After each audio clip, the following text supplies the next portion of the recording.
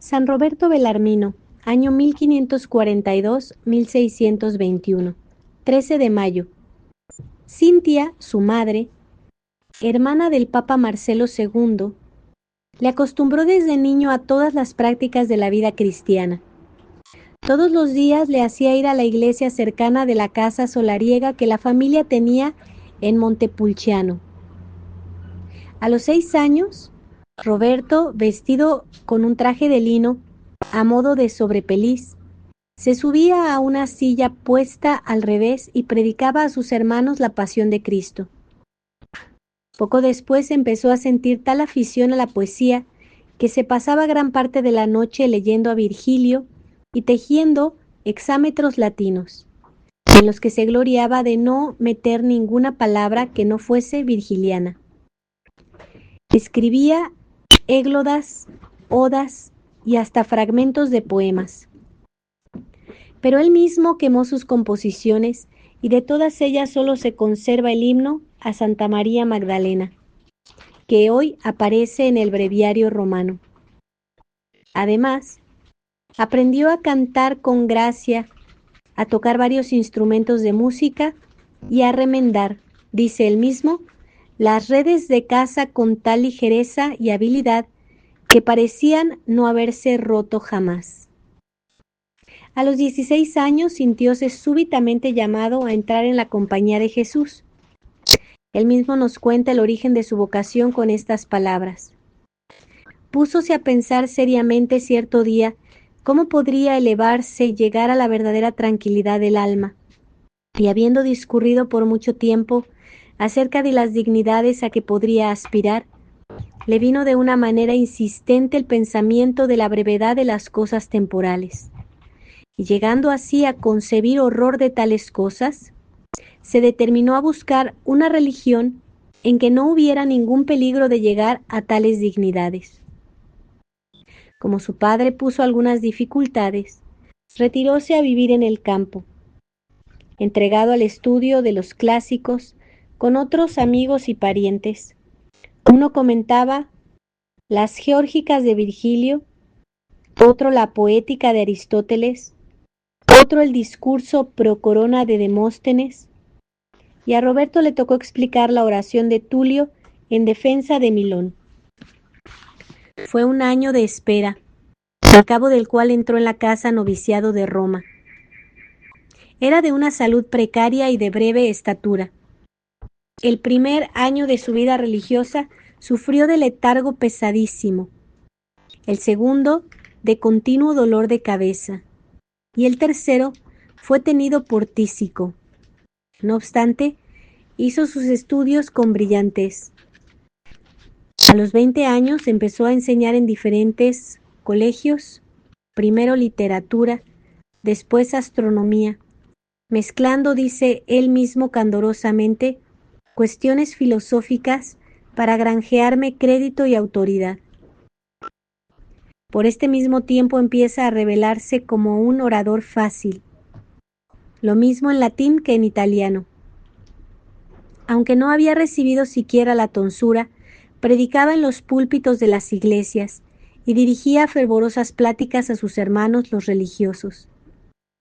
Y predicaba con mayor brío e intrepidez que luego cuando viejo, porque entonces tenía seguridad de su memoria. El superior de Monreal escribía a los padres de Roma que nunca había hablado hombre alguno como este joven. Solía escribir sus sermones y pronunciarlos como los escribía, hasta que un día, habiéndose preparado largamente, tuvo que cambiar de tema a última hora. Pero plugó a Dios que predicase tan de corazón, con tanto fruto y libertad, cual nunca lo había hecho. Desde entonces se decidió a dejar el ornato de las palabras, escribiendo solamente los puntos de cada sermón. Ya no necesitaba embotellarse sermones como hizo un domingo de Cuaresma con una homilía de San Basilio, sabiendo, confiesa él mismo, que en el numeroso auditorio no habría muchos que llegasen a reconocer que el sermón era robado. En sus andanzas a través de las tierras italianas le sucedieron algunas aventuras desagradables. En una posada, el amo le presentó a sus huéspedes como el marido de su hija. Otra vez un camarada se quejó públicamente de que Roberto le había robado la bolsa. Eran sin duda bromas pesadas de las que se usan en los mesones para distraer el aburrimiento. A principios de 1569 aparece Belarmino en Lovaina. Enseña en la universidad, comenta la Suma de Santo Tomás, refuta los errores semiluteranos de Bayo y aprende el hebreo en una gramática compuesta por él mismo. Al mismo tiempo predica infatigablemente y con fruto y aplauso de católicos y protestantes. De aquellos días es esta anécdota que nos cuenta él mismo. Yendo un día a echar el sermón, juntóse un alto personaje de la ciudad, el cual, no conociéndole, comenzó a hacerle muchas preguntas acerca del predicador, alabándole más de lo que merecía, y después de algún tiempo cortó la conversación con estas palabras: Veo que vais muy despacio. Yo, con vuestro permiso, voy a apresurarme para coger sitio. Haced lo que os plazca, contestó él, que a mí no me faltará sitio en ese sermón. Belarmino empezaba a adquirir fama de teólogo en la cristiandad. San Carlos Borromeo le llamaba a su lado. La Universidad de París le ofrecía las cátedras más apreciadas y los colegios de la compañía se disputaban su enseñanza. El estado de salud le obligó a volver a su tierra en 1576. Y es maravilloso el cambio que sintió en su cuerpo al respirar los aires de Italia. Aquel mismo año abría en el Colegio Romano un curso célebre, del cual salió la más importante de sus obras, las disputaciones acerca de las controversias de la fe cristiana contra los herejes de estos tiempos. El nuevo profesor se vio desde el primer momento considerado como uno de los primeros campeones de la Iglesia romana. Se le admiraba por su método claro y comprensivo, por su vasta erudición, por la franqueza de sus palabras y por la dignidad de su polémica. Se le admiraba, y lo que importaba más, se le escuchaba y se le meditaba. La publicación del curso fue el motivo de muchas y resonantes conversiones. El cardenal Baronio saludaba con entusiasmo la aparición de esta obra nobilísima que había de ser en la iglesia como la Torre de David, en que se veían suspendidos 1000 escudos y toda armadura de los valientes. Y así era, en efecto. Belarmino acababa de poner en medio de la iglesia un riquísimo arsenal donde irían en adelante a proveerse de armas todos los controversistas católicos. En aquella lucha secular del catolicismo contra el protestantismo, Belarmino comparte con su amigo el cardenal Baronio la gloria de haber dado a los defensores de la Iglesia romana las armas necesarias para defender los fueros de la verdad. Lo que hizo Baronio en el campo de la historia con sus anales, lo hizo Belarmino con una audacia mayor todavía en el campo de la discusión teológica, por medio de sus disputaciones. Los mismos protestantes comprendieron la fuerza de aquella máquina terrible que echaba por tierra muchos de sus sólidos baluartes. Durante un siglo no hubo en sus filas ningún teólogo importante que no rompiese alguna lanza contra Roberto Belarmino. Controversista de fama reconocida, defensor ardiente de la verdad integral, Belarmino se vio obligado a intervenir en las principales polémicas de su tiempo. Fue famosa, sobre todo, la que sostuvo contra el rey de Inglaterra, Jacobo I. Se trataba de defender el poder indirecto del pontífice sobre las potestades de la tierra. En sus disputaciones, Belarmino había acertado a exponer una doctrina media entre los que sostenían la sujeción completa del poder temporal al poder espiritual y los que afirmaban la independencia de ambos poderes. Su enseñanza corría el riesgo de no agradar a una ni a otra parte, y así sucedió efectivamente. Sixto V mandó poner en el índice la obra. Los juristas galicanos de París lanzaron contra ella el interdicto y el teólogo coronado de Londres la mandó quemar y publicó un libro contra el teólogo romano. Belarmino contestó, pero el real polemista no se dio por vencido. Después de haberse encerrado con sus teólogos durante un mes, lanzó al público una apología dedicada a todos los príncipes de la tierra, cuyo poder ponían en peligro las audacias de los jesuitas, capitaneados por el más atrevido de todos, por Roberto Belarmino. Belarmino volvió a contestar y en torno a los dos contendientes se agruparon otros muchos luchadores. El rey Jacobo reconocía en su adversario un varón clarísimo por su erudición. Todos acataban sus grandes conocimientos, su ingenio penetrante y la facilidad y elegancia de su estilo. Los que vivían cerca de él sabían que además de todo esto, era un santo. Jamás se apartó en su vida de la sencillez de los más humildes religiosos. Cuando en 1592 fue nombrado rector del Colegio Romano, su disposición primera fue quitar de las habitaciones rectorales los armarios preciosos, las pinturas y todo lo que no era indispensable. Tenía intuición especial de las cosas futuras. Enviado a Francia en 1589 como teólogo del cardenal Gaetani, solía preguntarle el nuncio cuánto tiempo pensaba que viviría el Papa Sixto V, a lo cual él respondía que moriría aquel mismo año. Pocos meses después, llegaron cartas de Roma. Nadie se atrevía a abrirlas, asegurando noticias malas, pues el Papa Sixto era desafecto al cardenal y a sus acompañantes. Entonces Belarmino dijo: «Nada temáis, aquí se nos dice que el pontífice ha muerto». Todos se burlaron de él porque nada se sabía de su enfermedad, pero resultó verdadera su afirmación.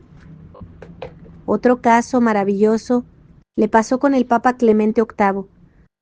Apenas elegido, sospechaban muchos que moriría pronto, como sus 3 predecesores, pero él les dijo sencillamente: «Este Papa reinará 12 años y 12 meses». Y fue como él había dicho. Sin embargo, comenta el mismo Belarmino: «Yo no era astrólogo ni profeta, sino que hablaba así al acaso». Fue el Papa Clemente VIII quien en 1599 premió con el capelo cardenalicio sus luchas en defensa de la Iglesia. En el momento de nombrarle, pronunció estas notables palabras: «Elegimos a este porque en la Iglesia de Dios no hay quien le iguale en saber». Un emisario del Papa llegó al Colegio Romano para darle la noticia, mandándole al mismo tiempo que por ningún pretexto saliese de casa. Entonces el elegido, son sus mismas palabras, juntó a todos los padres y les pidió consejo sobre lo que debía hacer. Aconsejáronle que aceptara, y habiendo sido llamado para recibir el birrete rojo, como empezase a exponer el impedimento de su profesión religiosa, interrumpióle el pontífice diciendo: «En virtud de santa obediencia y bajo pena de pecado mortal, te mando que aceptes». Aceptó, pero después de prometer en su interior que no mudaría el menor detalle en su manera de vivir, que no acumularía dineros ni enriquecería a sus parientes, sino que distribuiría a los pobres lo que les sobrase de sus rentas. Entonces empieza para él una actividad intensa en las comisiones cardenalicias. Tomó parte activa en la edición definitiva de la Vulgata, corrigiendo lo que muy a la ligera había preparado Sixto V, cuyo trabajo le juzgaba de esta manera en carta a Clemente VIII: «Vuestra beatitud sabe a qué peligro se expuso a sí mismo y a toda la Iglesia vuestro predecesor al emprender la corrección de los libros santos según las luces de su ciencia particular. Yo no sé si realmente ha corrido la Iglesia otro peligro mayor». Sin embargo, el nuevo cardenal era más teólogo que erudito. Él mismo nos cuenta de una disputa que en una congregación sobre la reforma del calendario tuvo con el cardenal Baronio, sobre la autenticidad de las actas de San Andrés. Negábala Baronio, pero habiendo oído el parecer de Belarmino y sus razones, dijo públicamente que había perdido su causa, y que le gustaba más el parecer de Belarmino que el suyo propio. En realidad, era el analista quien tenía razón. Ha sido también muy traído y llevado el nombre de Belarmino con motivo del proceso de Galileo, considerándole muchos como el alma de la oposición. Seguía con el mayor interés los descubrimientos del sabio, y en cuanto al sistema de Copérnico, declaraba que debía hablarse de él como de una hipótesis para no irritar a los escolásticos y hacer creer que había errores en la escritura. Si se demostrase que el Sol no da vueltas alrededor de la Tierra, sino la Tierra alrededor del Sol, sería preciso revisar la interpretación de algunos textos bíblicos. Pero antes necesitamos que nos demuestren sus afirmaciones, cosa que difícilmente han de conseguir. La congregación resolvió que las nuevas teorías eran en filosofía absurdas y en teología heréticas, o al menos erróneas, y fue Belarmino el encargado de comunicar el fallo a Galileo. Otra gran cuestión que conmovió por aquellos días a las escuelas católicas fue la que levantó el jesuita Molina con su libro de la Concordia del libre albedrío con los dones de la gracia. Fue una guerra de hermanos. Dominicos y jesuitas se declararon en pro o en contra de la predeterminación. Belarmino tomó parte también con toda su autoridad de cardenal y de polemista consagrado. En su sentir, la predeterminación física era una resurrección, involuntaria, naturalmente por parte de Báñez y los dominicos de las doctrinas luteranas. Creyó al principio que lograría hacerla condenar, pero Clemente VIII, que en un principio llamaba su opinión a la de la compañía, sufrió repentinamente un cambio completo, y desde entonces ya no quiso que aquel asunto se tratase públicamente, para que Belarmino no tomase parte en él, y para alejarle de Roma. Le dio en 1602 el arzobispado de Capua. Entonces se reveló el pastor celoso por el estilo de San Carlos Borromeo, el hombre de vida sencilla y abnegada, el predicador apostólico, el reformador y el administrador. Toda su solicitud se concentró ahora en su diócesis. En Roma, solo se presentaba cuando había una necesidad perentoria o era preciso elegir un nuevo papa. Durante los cónclaves, Belarmino se recluía en su celda, o bien paseaba en un sitio retirado rezando el rosario, leyendo y repitiendo con frecuencia expresiones como estas: envía a quien has de enviar, líbrame, Señor, del papado. Poco faltó, sin embargo, para ser encumbrado a la más alta dignidad de la Iglesia en 1605, aunque jamás consintió en que se pusiese la menor influencia para favorecer su candidatura. Habiéndole prometido su apoyo un hombre de quien al parecer dependía la elección, le rogó que ni siquiera le hablase de aquel asunto, afirmando que ni una paja levantaría de la tierra si por ella pudiese llegar al pontificado. Llamado a Roma por Paulo V, renunció la mitra y se entregó con nuevo ardor a sus antiguos trabajos en el seno de las congregaciones y en el retiro de su celda. De estos últimos años de su vida son varias de sus obras teológicas, catequísticas y ascéticas. Entonces compuso también un opúsculo autobiográfico, escaso en noticias sobre su fisionomía interior, pero rico de gracia, de sencillez, de sinceridad y reflejo de un alma candorosa y sin malicia. Nada tan amable como estas nobles palabras con que termina. No ha hablado el autor de sus virtudes, porque no sabe si tiene alguna. Ha callado sus vicios, porque no son dignos de que se escriba de ellos, y ojalá aparezcan borrados en el libro de Dios el día del juicio. San Roberto Belarmino, rogad por nosotros. San Roberto Belarmino, rogad por nosotros. San Roberto Belarmino, rogad por nosotros. Ave María Purísima, sin pecado original concebida. Por la señal de la Santa Cruz de nuestros enemigos, líbranos, Señor Dios nuestro, en el nombre del Padre, y del Hijo, y del Espíritu Santo. Amén.